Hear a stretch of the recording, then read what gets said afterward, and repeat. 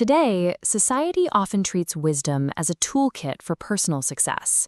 It is defined by cognitive understanding, a set of practical skills used to climb corporate ladders and achieve isolated, autonomous prosperity.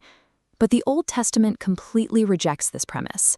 The ancient Hebrew concept of wisdom, chokmah, is a holistic approach to life. It integrates intellectual knowledge, personal ethics, and deep spirituality into a single system. At its core, biblical wisdom is the practical knowledge of living skillfully within God's created order. This structure ensures that biblical wisdom remains distinct from individual, secular prosperity. True wisdom requires a right relationship with God. It centers on aligning behavior with divine principles, defining it as a spiritual and ethical pursuit. This definition rests on three theological pillars. The first, as recorded in Proverbs 9:10, roots all wisdom in the fear of the Lord. This fear expresses a posture of reverent awe and submission to God's authority. Yielding to this authority orients a person's entire life toward divine purposes, prioritizing God's values over human metrics of success. The second pillar defines wisdom as relational and active. It demands constant engagement with both God and the human experience. Proverbs captures this dynamic energy by personifying wisdom as a woman, calling out in bustling marketplaces, seeking direct interaction with daily life. The third pillar establishes that wisdom is theological and oriented around creation. The ancient Israelites believed that God's wisdom was woven directly into the physical fabric of the natural world.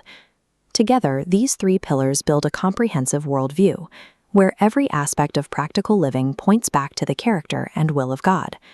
These theological teachings emerged from a specific historical context. This map details the ancient Near East, highlighting the trade and cultural routes connecting Egypt, Mesopotamia, and Israel.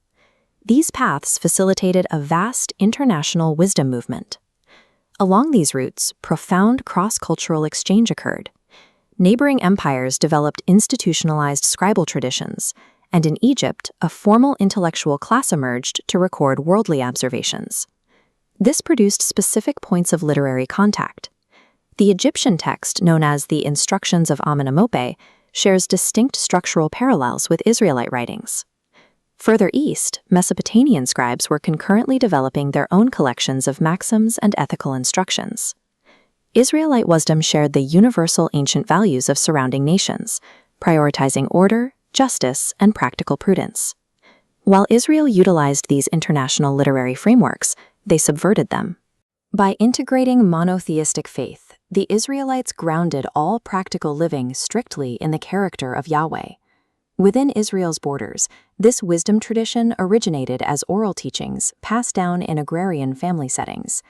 These teachings developed over hundreds of years, from the early monarchy well into the post-exilic era. The physical and social landscape shifted as agrarian Israelite society began developing complex urban centers. As the ancient cities grew, the wisdom traditions scaled with them, becoming institutionalized within formal scribal schools and royal courts. The resulting literature captures the voices of diverse social strata, reflecting the perspectives of the courtly elite and the survival concerns of common people. This complex compositional history reveals the wisdom books as living documents, deeply connected to the shifting social realities of their original audiences. An evangelical approach to this literature maintains a high view of biblical authority and its practical relevance for Christian life. This graphic illustrates the framework of dual authorship, where divine inspiration and historical context converge into a single focal point. This model acknowledges that God worked through the specific experiences and cultural frameworks of human authors to communicate His truth. Reading these texts accurately requires a Christ-centered focus. Interpreters read all of Scripture, including the wisdom books, as components of a larger redemptive narrative. For example, the personification of wisdom calling out in Proverbs is understood to foreshadow Christ as the incarnate wisdom of God. This hermeneutic establishes the wisdom books as living, practical guides for contemporary Christian decision-making. Applying these texts requires care. Scholars caution against forcing overly simplistic interpretations onto these ancient sayings. The texts demand nuanced exegesis, the critical explanation and interpretation of a text. This means engaging with critical scholarship and ancient Near Eastern parallels while maintaining the Bible's authority. Readers must engage in honest theological wrestling, as these books contain deliberate internal complexities.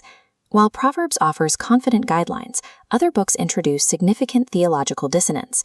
Believers must wrestle with the questions of theodicy, the theological defense of God's justice when lived apart from God's eternal perspective.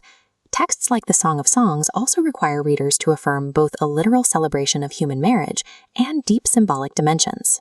The ultimate architecture of biblical wisdom demands that we understand its history, wrestle with its internal tensions, and apply its ethical framework to modern Christian living.